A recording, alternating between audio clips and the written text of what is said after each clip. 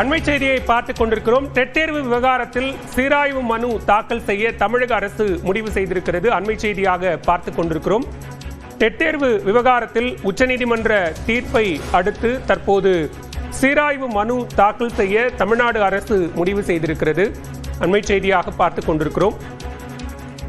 இத்தொடர்பாக பள்ளிக்கல்வித்துறை அமைச்சர் அன்பில் மகேஷ் இந்த சீராய்வு மனு தாக்கல் செய்யக்கூடிய தகவலை தெரிவித்திருக்கிறார்.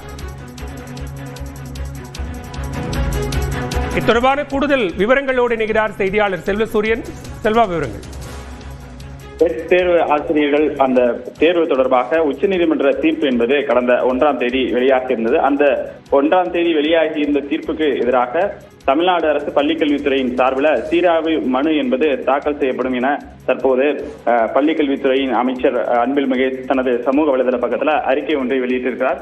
டெட் தேர்வை பொறுத்தவரை ஆசிரியர்கள் நீண்ட கால கோரிக்கையாக இருக்கக்கூடியது தகுதி தேர்வை மீண்டும் எழுதக்கூடாது என்கிற அந்த கோரிக்கை என்பது நீண்ட காலமாக இருந்து வருகிறது. தொடர்ச்சியாக அவர்கள் பல்வேறு கட்ட போராட்டத்தை முன்னிறுத்தி எடுத்து வந்த நிலையில அவர்கள் வழக்கு உச்சநீதிமன்றம் வரை சென்றிருந்தது. அந்த வழக்கில் தற்போது அந்த தகுதி தேர்வை மீண்டும் எழுத வேண்டும் என்கிற ரீதியிலான அந்த தீர்ப்பு என்பது வெளியாகி இருந்தது. அதனை அடுத்து ஆசிரியர்கள் பல்வேறு கட்ட பேச்சுவார்த்தையை பள்ளிக்கல்வித்துறை அதிகாரிகளுடன் ஈடுபட்டிருந்தார்கள்.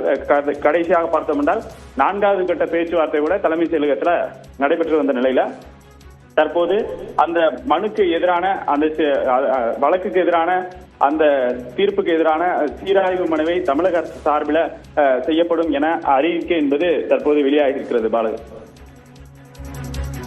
செல்வா, இந்த விவகாரத்தை பொறுத்த வரைக்கும் தமிழ்நாடு அரசு டெட் தேர்வு நடத்துவதற்கான அறிவிப்பை வெளியிட்டு அதற்கான அவகாசம் முடிந்திருக்கக்கூடிய நிலையில தொடர்ந்து பேசலாம். செல்வசூரியன்.